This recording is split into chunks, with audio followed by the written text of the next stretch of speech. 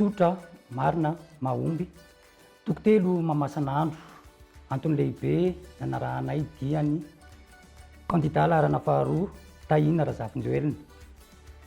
Resy lahatra tokoa ny tenanay anaradiana azy noho ireo tetikasa ny vina izay ho apetrany sy efa napetrany sahady. Efa natsapa sahady izany ny teny an-tanànanay tsy ilazana hoe neny ambany tanàna. Lehilahy milatsaka ifotony mihitsy raha Tahina Razafinjoelina ka izany ny antony safidiananay azy. Eto dia manentana isika izahay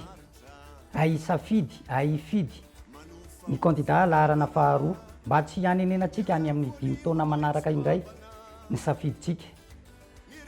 Tia tanindrazana mandroso ny fanabeazana. Avia mandrosoa ai rato ny masonao